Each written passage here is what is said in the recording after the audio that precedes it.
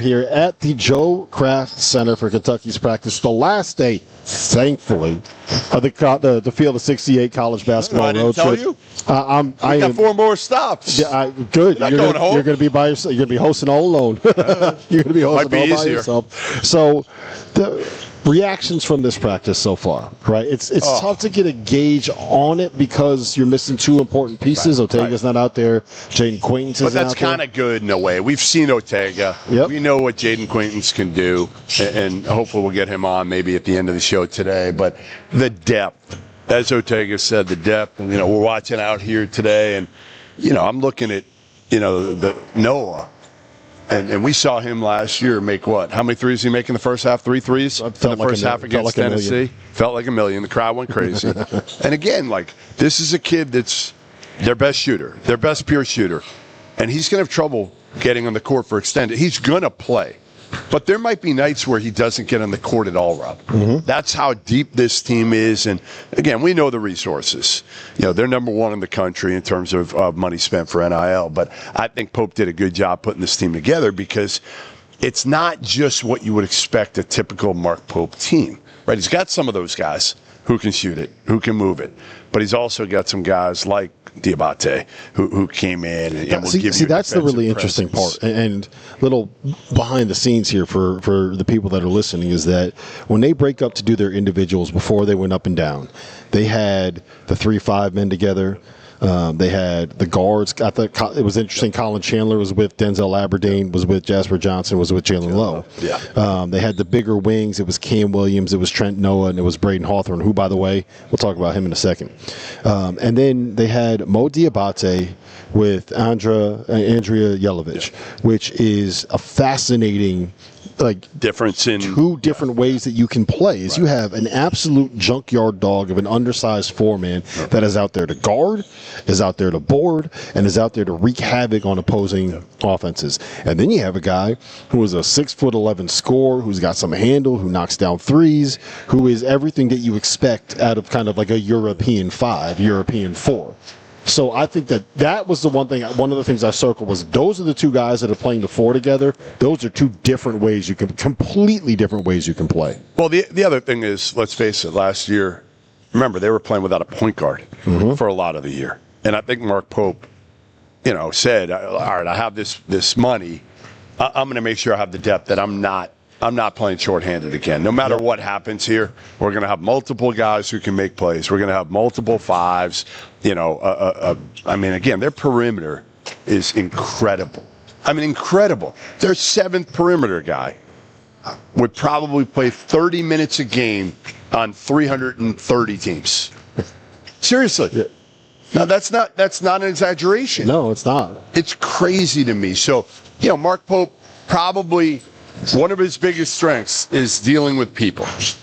And I think one of his biggest challenges this year is going to be how he manages. And it's not just from the start, because what's going to end up happening is whenever Jaden comes back, there's going to be a certain rotation. There's going to be a certain depth chart. There's going to be a certain expectation of minutes, of shots, of time. You even see it in practice now. There are guys that are on the white team versus the blue team that may end up being on the blue team or even on the green team at practice because you get this guy back that is, one, he's 2 inches taller than the last time I saw him. 2, he put on 40 pounds the good way. Not the way you put on 40 pounds. The good way putting on 40 pounds. He's an absolute monster. Yeah, they just got, again, you just look back here and you're like, wow. And again, I'm not sure it's the highest end talent, right? It's not like they've got a lot of really good players, but you don't look and you're not like lottery pick after lottery pick like when they used to come here. But all I'm saying is it's a different approach than John Calipari. It's a completely different approach than Cal took, right? Mm-hmm. Cal just wanted to stockpile talent,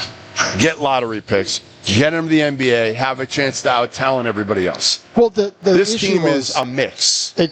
I think I would make the argument that Pope is stockpiling talent as well. He goes 12 deep, man. He's stockpiling, but here's the thing. He's bringing in guys that are here because they want to win at Kentucky specifically. Whereas what Cal did was he brought in players that had a relationship with Cal that knew that was the way they can get to the NBA. So Kentucky was the byproduct. Right now you have guys here that, because Kentucky, I don't want to say it's the end point because that's the wrong way to phrase it, but a lot of the players here, this is going to be the point in their basketball career where they make the most money of their life.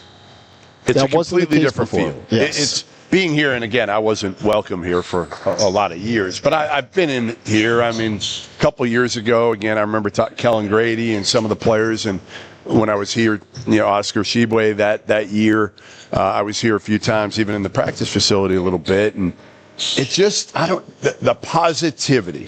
I mean, that's part of it. You know what we need right now? We need to get you blinders so that you stop looking over your shoulder at the practice. It's like you're like a dog seeing a squirrel. Squirrel. I want to watch some practice here, and I'm trying to peek over there. But the difference is you'd see Cal, and Cal, it would be tough love. I mean, that's what it was, and he did great with it. He prepared his guys for the NBA with tough love. That's not Mark Pope. That's not who he is. He's out here kind of joking around, laughing. He's not going to jump dudes very often. It might happen occasionally, like Ortega said, but that's not his MO. His MO is a little bit more of, positivity. And certainly it worked last year to a T. I mean, again, that team was so together. And I think if Ortega can kind of lead this team and get them to play together, and it's easier said than done when you have this many guys. You know what else I thought was really interesting from practice today? Is when they broke out to do their individual workouts, there was no throw the ball into the post. We're going to work on this back down move, this jump hook, this up and under. It was all the fives were doing ball handling drills. Between. Go. They would set up those. If you could see over there behind Goodwin's left shoulder, the little pop-up defender, they'd set up two of those, and you'd have to throw a bounce pass between it to get used to throwing those backdoor passes on time and on target. And I thought, how many basketball practices do you go to at this level where the fives don't go through any post reps? Yeah, I don't know if I've ever seen it. And this is a shorter practice today, but I don't think I've ever seen it out of fives. Mm-hmm. But I think, Mark Pope's big focus, part of it is he wants this team to become a better shooting team, too. What did he say? Yeah, he said, last year we set the record, the Kentucky record for threes made. And this year we're going to break it. We're going to have to shoot a lot of threes to do that. Yeah, I don't know if they'll break it. I don't know. I mean, it'd be interesting. I look at the makeup of this team, and I say to myself, it'd be hard. It'd be hard to imagine them making more threes than they made last year. Well, so that's the one biggest concern that I have is that the best teams that Pope has had has been like the floor spacing and the running off of screens and shooters at 3 or 4 different spots on the floor. And I don't know if this is necessarily that makeup. Okay, but he coached at BYU. He wasn't getting the dudes, some of the dudes he got here. He wasn't. Well, that's what I'm like. So let's see what this ends up being. That doesn't mean he can't do it, but that's what I'm trying to tell you. He's got an advantage over that. He can recruit different types of players a whole lot easier. Just like Cal. Like when Cal was here, if you remember early on, he was taking some Memphis dudes. That's what he did, and then it started to get to a point where he knew he had a bigger like pool that he could dip into at Kentucky, and he did. And I think Mark Pope's trying to figure that out right now. Obviously, at BYU, he was a little bit limited athletically. And even his first year at Kentucky, a little bit limited athletically.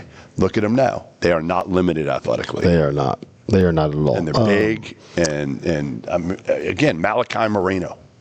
He's enormous. I don't know how much he's going to play this year. He is an enormous human being. But I think the smart thing, too, is you've got all these guys, and you're going to lose some of them after this year. And now you're at a point where, okay, a kid like Malachi Moreno, he kind of knows what he's getting into this year. And then it's about retention, right? It's just about retention, and you already have a plan in place for him. And hopefully he's not thinking he's going to play more than, a few minutes a game. Wait your turn, and next year you come in and you're ready. You know the system. You know Kentucky. You played against really good bigs for the whole year in practice. You're getting better. I mean, again, I just think they set themselves up with this depth to be good every year, to not fall off so much because it's going to be next man up. Yeah. Can we talk about Braden Hawthorne now?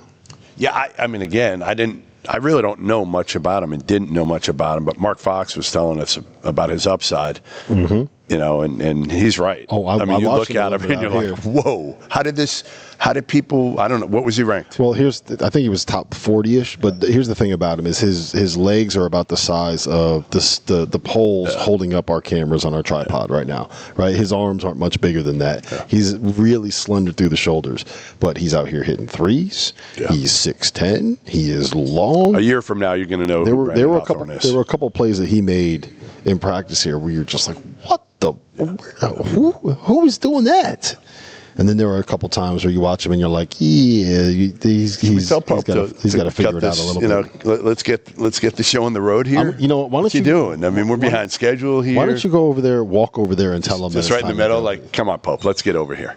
He will be here in a minute, just so everybody knows. And we've got a couple special surprises in store for Mark Pope. We might do mean tweets, which we've done the last couple guests that we've had. Coaches, Pat Kelsey down the road, actually did it pretty well, didn't he, yesterday? Yeah, he did. Right? Painter. He did. A lot of people saying fire Mac Painter. Painter did those Friday pretty well. We didn't put Darren DeVries through that gauntlet. We're going to, you know what? I think that we should make this be a permanent segment. We need to start doing Jeff Goodman mean tweets. It's awesome. Yeah. I mean, it's right up my alley. Like, this is, I think we have it for every guest ever. Yes. Right? Yeah, maybe. I don't know about every guest. Not everybody? Every coach? We're going to be joined here in a minute by Coach Pope. They're finishing up their practice here. Coach Pope. Mark Pope. Okay. You don't like Coach Pope? No. All right. Mark Pope.